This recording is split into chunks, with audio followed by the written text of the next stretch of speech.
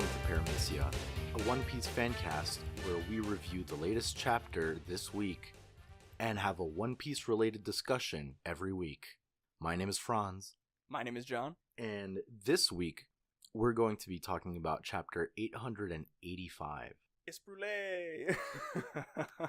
Hey, it must be Brûlé!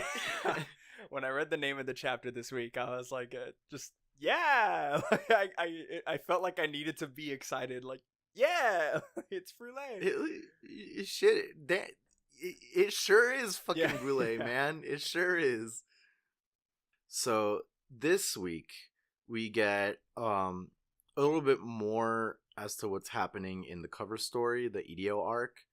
And it's pretty cute. I like what's going on. Yeah. I like it that they're building their own ship out of the out of the old ones, because when they all left Dressrosa, Orlumbus let them borrow one of his ships, and I just think it's funny that they're like, all right, like, we've been borrowing this ship, but we need our own. So That and like the two leaders of the tribes like are still like bickering and arguing in the background and everything, and like that. Mwah. Peak comedy, especially like the long arm guy, since he has like two joints, he's still like pointing at the guy. Yeah, his like, arm is still able reprimanding to him. look like normal. Like, What a great touch. Moving forward, we start the chapter off with a shit ton of action straight off the bat. yeah, like it literally starts off with another Kong gun. Like, A Kong gun, and the man read that shit like a book and slapped him out of the way. yeah, and I thought it was super cool that Katakuri. Where is it? Yeah, it's like on the third page. So in the first page of the chapter, you can see his two, like, he has two donuts and he has two like of the mochi arms. And when Luffy dodges one of the punches, you see another donut forming, and he makes a third donut arm to like punch him with. And on the third page, you can see all three arms. Like, he can just make however many donut arms he needs. That's the sickest shit. Like, it makes sense to have two, but to keep adding on to that, like, that just really shows one of the ways in which Katakuri is that strong. Yeah. The fact that he can keep up, like, because this is an awakening skill to be able to control the mochi like that, I assume. Yeah, also with that much, like, armament hockey. Yeah. He I mean, we've said it all the time, but he's a beast, dude. Every week it feels like he does something new that's like, gee, oh shit, like, that's damn. The next page after that, Katakuri says, "Oh, but you will wilt long before then," in this like whole pompous kind of thing, like they're throwing words at each other, and Luffy's just like, "Oh yeah, I've got a time limit." Yeah, because Katakuri, like, reminds Luffy of his own time limit, and Luffy's even like, oh yeah, you mean Gear Force time limit? Like, thanks, like, I gotta get the hell out of here. Like, I guess, like, you could say, like, oh, you should have seen that coming, but, like, I mean, he saw a future in which he didn't say that, and so him saying that fucked up the vision that he saw. He fucked himself over, like, real quick for a second. Yeah. And, and I feel such like a good touch. It might also have been a thing that, like, so in Dressrosa, like, when we reached the time limit, excuse me, it was literally because, he bodied Doflamingo. Like, he punched the crap out of Doflamingo. Like, he went all in against Doflamingo the first Gear 4th transformation, but, like, Yeah. he didn't end it on his own. He kept going with attacks until it ended, until his body couldn't handle it. So, like, in Dressrosa, that's why he literally collapsed. Like, he couldn't move for 10 minutes. Like, he was drained. But every other time after that, I feel like Luffy's been smart enough to realize when the limit's coming. I mean, we didn't get to see it, but we can assume that from the 11-hour fight with Cracker that he kept transforming and then transforming back and then eating, going.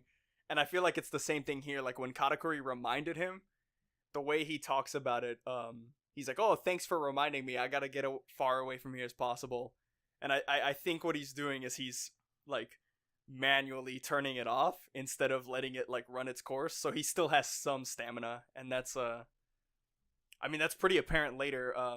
So after, after he gets as far away as he can in Gear Fourth, he knocks himself out of Gear Fourth and he just starts running, and then we get why the chapter's named the way it is.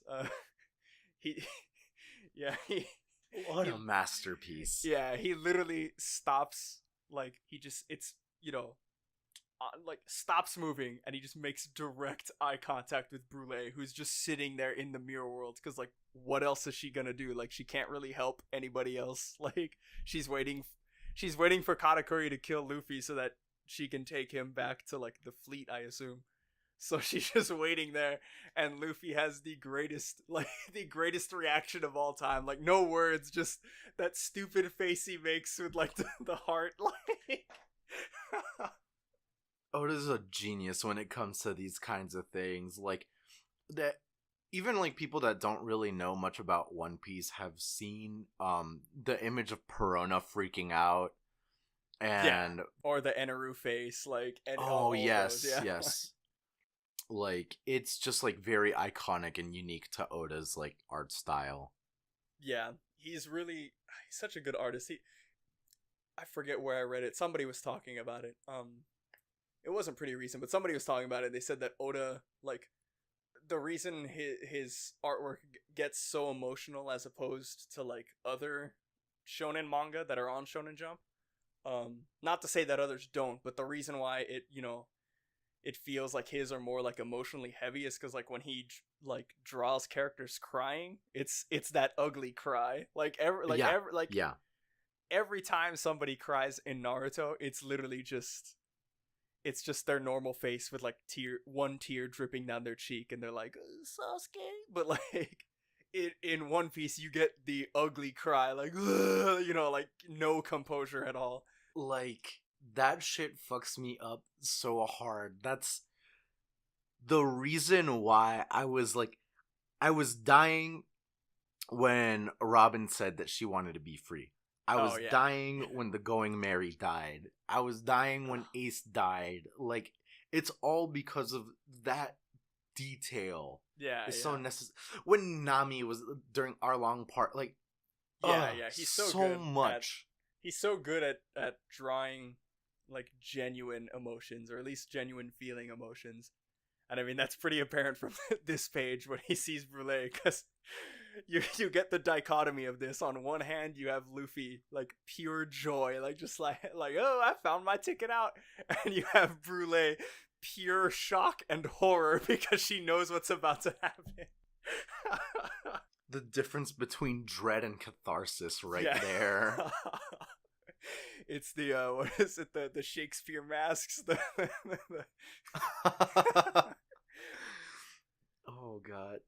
After this page, like, we just had a whole shock of Brule being there, like, all of a sudden just being like, I feel like, and like I mentioned it before, like I sort of felt like it was Deus Ex Machina a little bit, but I mean, you brought up a good point. Yeah, exactly.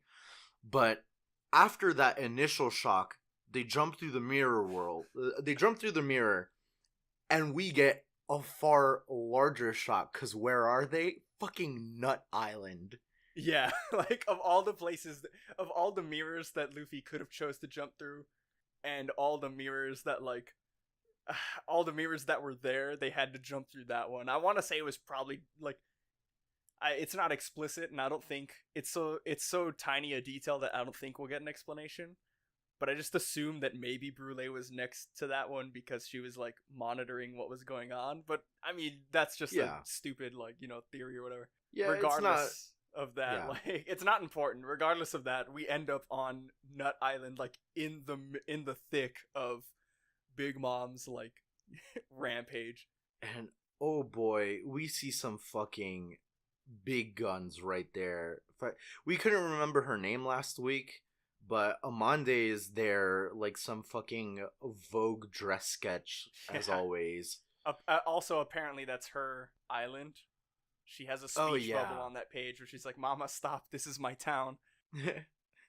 Mom, stop! Why you gotta do this? But yeah, no, this they appear. So Amande's there, and Sparrow's also there. Thank you, yes. And man, like it's just what a scene to come into. Like immediately following this like hype fight with Katakuri, like we escape through the mirror, and my initial reaction is okay, like we might be safe. Like maybe we're gonna get a couple chapters of like Luffy just running and trying to find like hopping through different mirrors to get to Cocoa Island or Cacao Island. Nope. Immediately jump into right in front of Big Mom. And like the dynamic that I really liked seeing is how well the commanders how poorly the commanders play together, in that like Pepperone is sitting there. He's sitting there making his wall and just being like, "Oh, I'm gonna get him," and then Amande's like, "I'm gonna get him," and then Amande's like, "Hey, bitch, don't do this again. Like, fuck your wall." Yeah, it is. Oh, it is. Yeah, it's wild. Yeah, to see them both, like they're both trying, but they're struggling. Yeah, and I think that just goes to show like how much they've actually been trying, like how hard they've actually been having to try to stop Big Mom on her rampage, because I feel like I want to give them the benefit of the doubt, even though I don't really like, I like Amande way more than Sparrow, but like, yeah, I want to feel that if there was no Big Mom like giant distraction, this might have gone way smoother. Probably. Yeah, I really enjoyed it. I liked seeing their attacks too. Sparrow making the candy wall to try to stop him, and then I also really enjoyed that Luffy was still able to go gear third. Like he was still able to use gear third attacks. He just can't imbue them with Haki because the 10-minute timeout. But I thought it was really cool. Like it was a pretty it shows how far Luffy's gotten, or like how better Luffy's gotten, I guess, at managing the gear fourth time limit. Yeah, it's showing him mature, like as a fighter and everything, and like gear third's not something we see pretty often, especially since the introduction of gear fourth. But seeing it now, I like seeing it because he has more options than just like Stamp Gatling and gear fourth. Yeah, I feel like gear third is kind of like a the way I see it is like gear second is like an install super. Like he goes like he powers up, that's his devil trigger. And then I feel like gear third is like his EX moves. Like if we're putting it in like fighting game terms, like he can use gear third in all of his gears, but like he can't use gear second in, you know what I'm saying? He can use gear third in all of his gears. Like it doesn't matter which one he's in because he can inflate his bones to make them bigger. Gear third is Super Saiyan, whereas gear second is Kaioken. Yes. Let's go with that.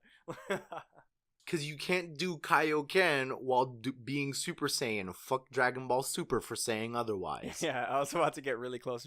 Unless you're Super Saiyan Blue. Man, fuck that bullshit. Fucking Akira Toriyama. Fucking. Oh, man. Yeah, but okay, the scene, that scene just pretty much ends with,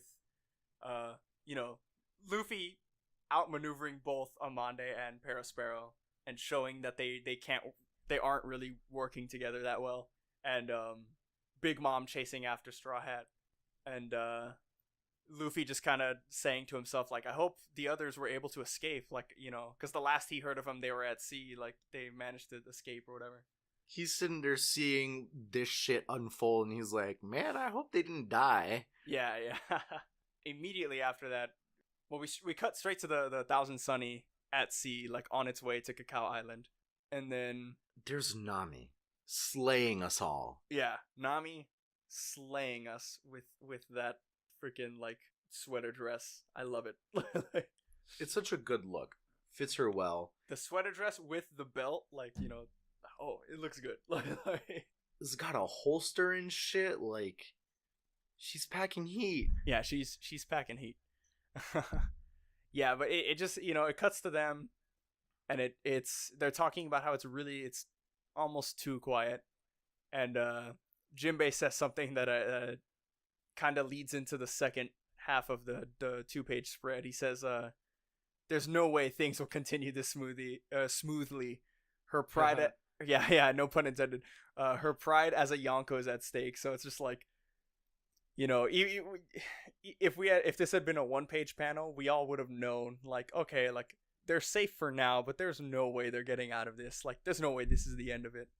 And sure enough, the second half of the 2-page spread is Big Mom's like ridiculous fleet of ships, including the, you know, her giant clown faced ship.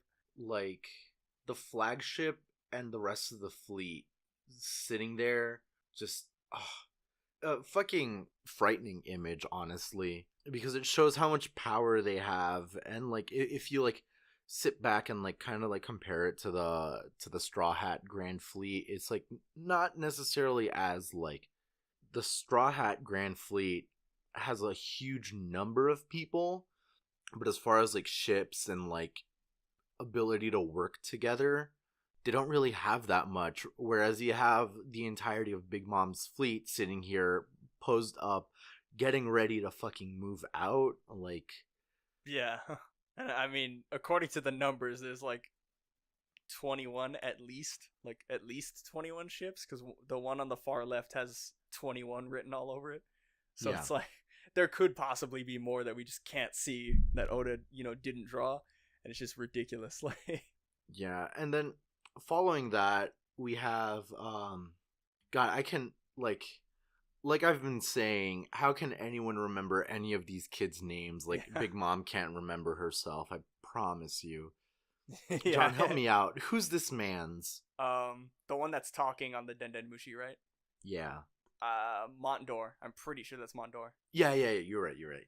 Montdor's sitting there, and he's giving this whole rally call to the entirety of the fleet about to like mobilize to catch the whole of the not the whole, but like they're mobilizing in order to catch the Straw Hats and everything. And there's this like little aside like, oh, what about the sea slugs? Like, why do we have to search? Like, what's going on? It's like they're all missing, man. Like, that's just it. And yeah, so like yeah. it shows how like they too are struggling, because I feel like they've gotten complacent about a lot of things, and they've gotten just, yeah, complacent's the best word to put it. They've just too lax. Yeah, no, definitely. They got too comfortable in their status as, you know, the Yonko's pirate crew. And I feel Jinbei has been saying it like the whole arc pretty much, but on the same page he said it too. He's like, you know, her pride as a Yonko is at stake. Like they're like, as much as it looks like, you know, they have this big fleet and they're like as powerful and as like intimidating as it looks, if you look at it from like if you look at it through the lens of everything that's happened on Whole Cake Island, like they're backed against the wall. Like, this is literally the only thing they can do. Like, they have no other option but to just try to kill everybody, because if any of them escape, then it's like, wow, like, is Big Mom really that strong? Like, we heard these guys came in and got out, you know, scratch free. Like, nothing happened to them. Big Mom's a jobber and doesn't deserve to be a Yonko. Big Mom doesn't have God Monkey Hockey. Shit. Yeah. But yeah, this really shows that this is their last ditch effort into catching the Straw Hats, because after this they're out of fucking Totland's waters, and like they'll still be looking for them and everything. They'll still probably be collecting intel on where they are and everything, but that's not enough. They are on their home turf. Like, the moment they get out, that's basically fucking it. Yeah, definitely. And just a couple of things. Well, one major thing I want to bring up about this page before we move on is, so Montdor's giving his speech and he's talking. He names all the people that they're after. He's like, oh, we gotta get the Straw Hat Pirates, and the ones who guided them and betrayed us, the Fire Tank Pirates, and the merman that suddenly disappeared, the Sun Pirates. Like, and that's where the names end.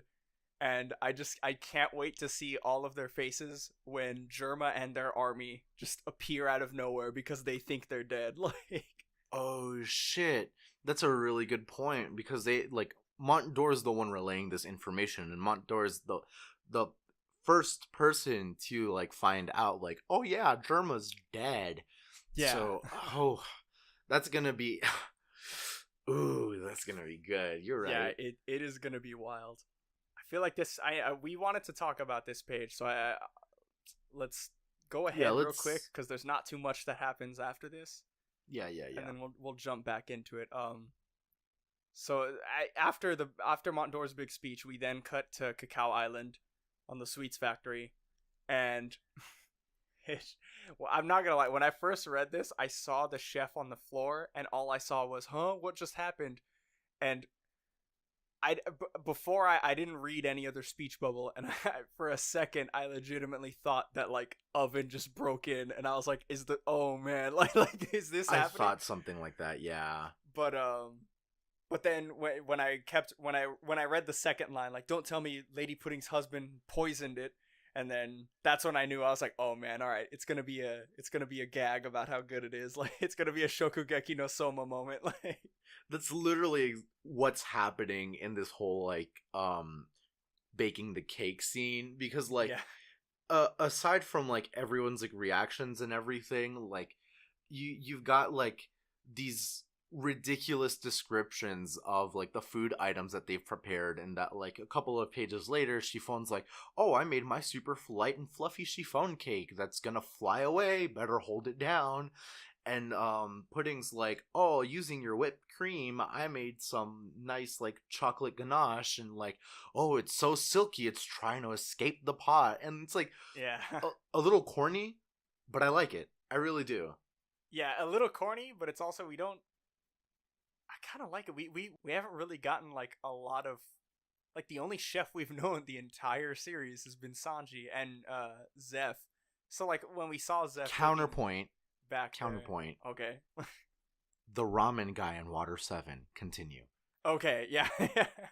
Okay, yes, he counts, but still, my point is like the only chef we've seen is Sanji, and as much as people like, there was people that were kind of mad at the beginning of this arc because they didn't want the arc to end with like Sanji saving the day by cooking, and there's people that are still kind of perturbed by it now. Like, really, like, we already know he can cook, but I think it's really cool that we're seeing this. Like, we've never actually seen like we've seen Sanji cook, obviously, and we've Sanji's cooking, Chopper's doctoring. Yeah, like we've seen Sanji's cooking, and we've seen the Straw Hats eat it. But I feel like the Straw Hats get to eat it all the time, so like when they eat it, we don't get these like exaggerated reactions because they know how godly of a cook Sanji is. So I thought it was really funny and really cool to see like, you know, these normies eating Sanji's cooking and they're like dying. Like this dude is like reached Nirvana, like he's done. Like he's escaping the Wheel of Samsara as we speak. It's between that and we don't really see like Sanji's process or anything. It's literally just like, hey guys, I cooked some food. Sorry to like throw back to like the 4Kids really voice actor triggering me with this 4Kids bullshit. I'm my apologies. I'm so sorry. I'm grounded. I'll go walk away. But yeah, no, like we don't necessarily like see his process, and to see how like everyone's like reacting to just how he cooks, not necessarily like him cooking, but everyone's just like, oh my god, he's such a pro and everything, mostly in the chapters before this, but it gives him a sense of respect. They're respecting him, and you know, that's not something that Sanji gets a lot. Yeah, no, he definitely doesn't. I feel like in terms of his cooking, it's one of those things where we know he's a good cook, and we know that, you know, during his training with Ivankov, like, he learned other recipes while also like learning all the combat training stuff that he learned. Like, he learned, you know, how to fly. Yeah, he learned how to fly, how to like go into that fire Super Saiyan mode, like, and on top of that, he also learned how to cook. Like, he learned new recipes, like they specifically stated that he was learning like I I think Ivankov called it like combat cooking or something like that.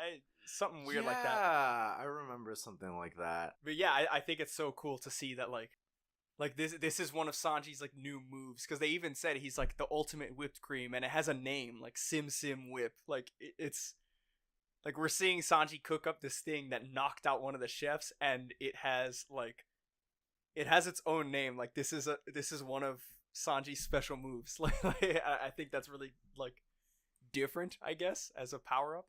I mean, don't get me wrong, I do hope that he gets like a proper fight and he does beat someone's ass, because I know he can. But I think it's really cool that we're seeing like other quote unquote power ups from him, and it's just like different recipes that he's made. Yeah, no, like, because that's his shtick, and he deserves it. Like, he deserves this attention. Year of the Sanji, 2017. Yeah. Oh man, a real quick aside. I mean, so after this, after Chiffon and Pudding show that they're finished, Sanji says, "Okay, just before 6:05, we're on schedule," and they're getting ready to board the ship and head towards Big Mom. And the chapter pretty much ends there with Sanji making the beast face again. Yeah, he's just like, let's down with Big Mom, and it's so sick. But a real quick aside, what you made me remember when you said Year of Sanji. There was a interview with Oda in like the One Piece official like magazine or something, like super recently. Super. Yeah. So the editors have been hyping everybody up. They're like, man, Wano's coming, man. Like, man, we getting Wano at the end of the year. And then Oda in the interview, like Oda himself, he's like, yeah, I don't even think we're getting to Wano in like a year or maybe 2. And everyone's like, oh shit. But I mean, I remember when I remember reading about Oda when he was talking about when he actually wrote the chapter where they burnt the Going Merry. Yeah. And apparently he had planned that to be released like a couple years before. Huh. So the way I took that was like, all right, like Oda is just kind of bad at like estimating time frames. Yeah, I can totally see that. Like, he's a genius when it comes to like world building and etc. and like expressive like illustrations and everything. Like, he's got to take an L in some places, and time just mightn't be his fucking L. Yeah. The other thing I took away from it was that, so it means he explicitly stated we're not getting to Wano until later, which means to me that I don't think it means that Whole Cake Island will last that entirety. I think it might mean that maybe Reverie is going to be a bigger arc than we initially thought. And that gets me hyped. Like, oh my god, I'm so excited for Reverie. Yeah, dude. Reverie's gonna be so sick. We have no idea what's gonna happen, but there's too many things to think about in terms of Reverie that I mean, it's coming, but it warrants its own episode. Yeah, that's for sure. That's for fucking sure. Which, speaking of, next week we're on break, so there it is. The time. Next week is the episode about Reverie. Shit. Oh god, I gotta read up. Yeah, we gotta do our fucking crazy research. So let's get into the discussion. Yeah, you brought it up. You wanted to go back to that page with the 2-page spread of this chapter. One of them, the one with all the Big Mom pirates, and they're getting ready. They're rallying the troops and stuff. Yeah. So earlier, I think it was before we started recording, you had asked me like, oh, like who exactly is gonna face off in this whole transaction, and the way this chapter is illustrated, I feel indicates a lot of things. So Mont d'Or is doing his whole rally cry and everything, and I feel like Mont d'Or is probably gonna have some part in this, but probably not too large of a part or anything. But he mentions the fire tank pirates, and that bubble is over someone's panel, and then he mentions a sun it's over pirate. Daifuku, yeah. Yes, and he mentions the sun pirates, and that is specifically over someone else's panel. And I feel like this is a foreshadowing kind of tool that he has used, saying that like Daifuku is going to go after the fire tanks, and that's what's going to happen there. And then I don't, maybe like due to the juxtaposition of the bubble, maybe Montdoor's also going to be going there. And then on the topic of the sun pirates and the mermen, there's this cracker looking motherfucker that you had mentioned. Yeah, so his helmet looks a lot like Cracker's, and like, well, it looks a lot like Cracker in his like biscuit armor form, but his mouth is like covered up, so I can't, and it's such a small panel. Like I don't know. It could be Cracker, and he's like trying to get revenge. I mean, he did die, so he did literally fucking die. Like Luffy's death count 1. That's it. He's no longer the chaotic good guy. He's chaotic neutral right now. He killed a motherfucker. But between this cracker armor looking guy and fucking Big Mom 2. For the life of me, I can't remember her name. I'm good with most of the children. I don't remember her name. We're gonna have gaps in our information. Like there's it's just to be expected at this point because there's too many. Yeah. Why did she have to? Oh man. What? Regardless. Yeah. What? Big Mom 2 is gonna fight the Sun Pirates. Yeah, Big Mom 2 and Cracker Guy I feel are probably gonna be fighting the Sun Pirates. And again, this isn't like based off of any like necessary like story tells. It's literally just illustrative juxtaposition. What a hard word. Yeah. And so considering that, where does that leave Smoothie? That kind of leaves, because like Smoothie's at the bottom in this whole panel that covers like find them and send them to the depths, etc. And I personally feel that like since she's like left out of this juxtaposition tool, she might be going after the Straw Hats themselves. I can totally see that happening because she is one of the only ones that actually got a chance to face off against them. Yeah. I completely agree. I feel like Smoothie will be going after the Straw Hats directly because the Straw Hats are the main enemy. The other ones are like the fire tank pirates, like the fire tank pirates. Bodied. No, the fire tank pirates, they betrayed Big Mom, and the Sun Pirates like left. Like they're all betrayers, but like I feel like public enemy number one. The cause of all of those betrayals, at least in their eyes, is the Straw Hat Pirates. So I have no doubt that Smoothie would go after the Straw Hats initially. Whether like I said earlier, I don't want to say Smoothie's gonna go up against Germa, but Germa is a wild card. Yeah. And I feel like if Germa shows up, Smoothie might have to like fight through them to go to get to anyone. Yeah. Because right now, their intel, like Montdoor's intel, is saying the Straw Hats are going to Cacao Island to meet up with their leader, who is in their eyes presumably dead because they have like had no contact with Katakuri, and he just escaped. So yeah.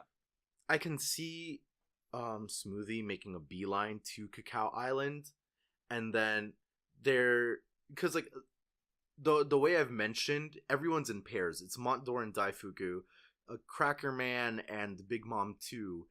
And so what does that leave Smoothie with? This transaction leaves Smoothie with Oven in Cacao Island. Oh, and so I could see that. Yeah, and what I would see end up happening is that Sanji goes directly after Oven, and Smoothie is left to fucking like sort out fucking Germa and everything. And I could maybe see Oda trying to write this as some kind of like femme fatale like fight between Reiju and Smoothie. I'll do you one better, I hope. Okay. I hope. Not when you said that Smoothie would team up, like it's likely that she'll team up with Oven. Alright. I personally want Germa and the troops to fend off Oven and his like cronies if he has them. God, I would give anything. I would give anything to see Sanji go up against Smoothie. Oh man, because like, ooh shit, you're right. Yeah, like it just the idea of it gets me hyped because I know people are probably gonna say like, oh, like, you know, there's no way Sanji is on like a commander's level, but it's like, honestly, we haven't seen anything from Smoothie. Smoothie might be a jobber. Like, Smoothie is the most jobber of them all. She hasn't done anything. All she's done is like make Lose. all she's done is make wine or make juice out of like giraffes and shit and take L's. Like, that's all she's done. And she's a long leg, and I feel like that's kind of like, Oh, that's I a don't good know. point. I feel like if like we talked about before, like kind of matching people with their, like kind of matching people up against something very similar. Yeah. As much as I could see Sanji fighting Oven, Ichiji. Yeah. Ichi's one, right? Ichiji is Yeah, the yeah. first one. Yeah. Ichiji has like fire powers, so it wouldn't. Yeah, it wouldn't surprise me if they get to the island and Ichiji's just like, no, like, I'll take on Oven, and he like out heats Oven or something. That would be pretty sick to see. But I feel like you're missing a really important factor in the whole like possibility of Sanji versus Smoothie. Sanji doesn't like fighting women. Oh shit. But here's where it's different. Sanji's got a girl now. They're married. Smoothie goes after Pudding, and that's where Sanji puts his flaming foot down. Talk shit, get hit. I see where you're going with it. Mm-hmm. Like, I see this happening a lot more than Sanji versus Oven because of what you said. The connection between Ichiji and Oven is a lot more stable and solid. Yeah, it's a lot more stable, and we haven't at this point seen Ichiji like full power fight. Like, we've seen all the other brothers go at it with somebody. Like, we've seen, You're you know, right. all of them. Ichiji has constantly been the one that's like, you know, Sasuke looking all cool in the background, but he hasn't fought anybody yet. Is he the one who is Sasuke? Yeah, his voice actor Fuck. in the anime is Sasuke. Is like God. he must sever his closest bond. That's what's under the sunglasses, dude. Oh no. It's a little too early for this. Fuck John, it. why? Should that just be the theory that ends the episode? Oh my god. Wait. Is he the only one with sunglasses? He is. I'm almost positive Niji might have some. One Piece Niji, One Piece. Yeah, because I added. Okay, no, Niji wears sunglasses. It's okay. You know why? Why? It's okay. Why? Lay it on Ichiji has the Sharingan. Yeah. Niji has the Byakugan. Oh shit! Because I saved it. Get it. I saved it. Got Actually, it. hold on. Niji voice actor. If it's a Hyuga, the episode is ending right now. Oh wait, no, fuck. So that's Neji's voice actor. I fucked up. I got a little too like preemptively hype. Wait. So who's his voice actor? Hold on. Give me a goddamn second. Japanese voice actor. I found it. Okay, it's not Neji's voice actor. What has this guy done? Hasn't done Naruto. Yeah, so we're safe for now. Okay. Okay. Oh man. Oh man. Yeah, no, yeah, like you're saying, I didn't even catch that the first time I read it, and I'm about it. I'm about it. I'm about Daifuku and Montdor taking on this fire tank, and I'm about Cracker 2 and Big Mom 2 taking on the Sun Pirates. How do you think the whole like grand scheme of things is gonna like work out logistically? Because like we've got 2 people on Cacao Island, 2 people on the fire tank. Like, do you still subscribe to what we were saying last week? I think it was in that like the fire tanks are in charge of transporting the cake once Sanji can't really deliver on that. Yeah, this kind of throws a bone in it, because, like, I feel like what's going to end up happening is that they're going to meet. So remember, Big Mom is on Nut Island right now. Yeah. Like, she's not on her ship. She's on, or she hasn't made it. She's following Luffy, who's heading towards Cacao Island. So I have a feeling that because she's not en route to Cacao Island, I have a feeling it's going to play out kind of similar to what we were talking about, just a little bit modified. Like, they're still going to rendezvous, like, the Straw Hats and Sanji, like, in the middle of the ocean. But when they start going to meet with Big Mom to, like, throw the cake at her, I feel like Big Mom's not going to be there, and they're instead going to see the fleet. And I feel like after we're going to get a whole bunch of fights, and then somehow, like, Luffy is gonna appear with Big Mom and, like, Katakuri defeated. Like, he's gonna, like, somehow just appear there and be like, hey guys, like, I made it, I beat Katakuri, but also fucking run, Big Mom is behind me. For a whole series about pirates, we haven't really seen too much of, like, ship-on-ship combat. And yeah, that would be pretty interesting to see, like, a little more, not just, like, the Thousand Sunny running away or something, but, like, now that it would ostensibly be them, the fire tanks, and the sun pirates, it would be a little bit more of an actual fight. Yeah. I feel like we're gonna get a lot more, like, we're gonna get a fucking game of World of Tanks, because the fire tank pirates, I feel like their ship is sturdy enough to take on all of these, like, cake ships. They're just gonna ram straight through them. Yeah, they're just gonna ram straight through them, and then the Sun Pirates, it's gonna be like that scene in Pirates of the Caribbean. They're just gonna crawl up the side of the ship and just start killing Big Mom pirates. I totally believe that. I mean, like, if we're being fucking real, like, what's the last thing that should be floating out in the ocean? Food stuff. Yeah.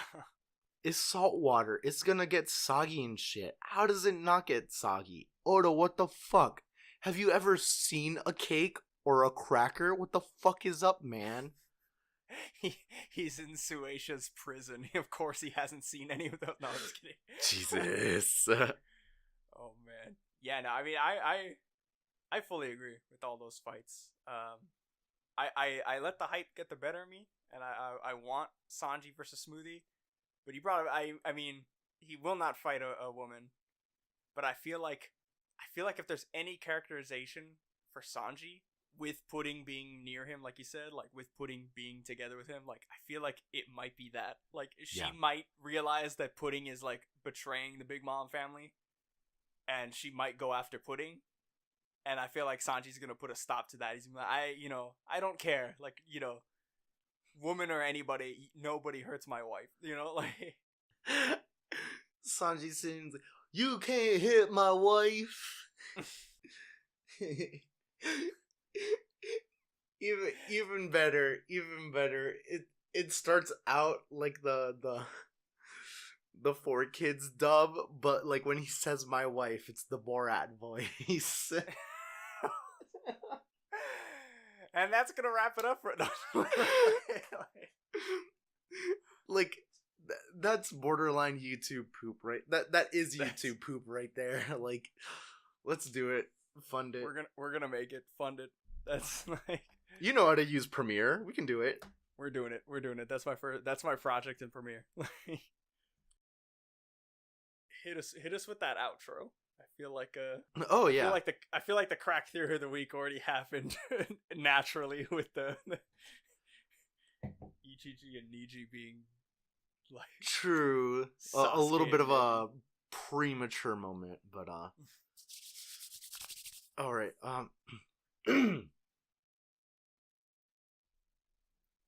So that'll do it for us this week. Next week we are actually on break, so we're going to be doing something a little bit different. We're not entirely sure right now. It might be related to the Reverie. We might have a guest on. couple of possibilities that we're entertaining. But for now, have a great week, and John's gonna hit us home with another crack theory. You get 2 this week. I get 2 this week. Other than the Ichiji Niji Naruto crossover. All right. So everybody knows that Luffy is going to beat Katakuri by getting some unknown power-up.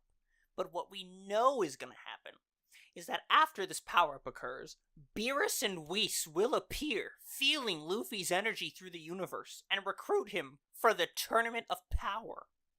That's all I got. I think it's pretty sound. Have you ever, like, sighed so hard a part of your soul has left your body?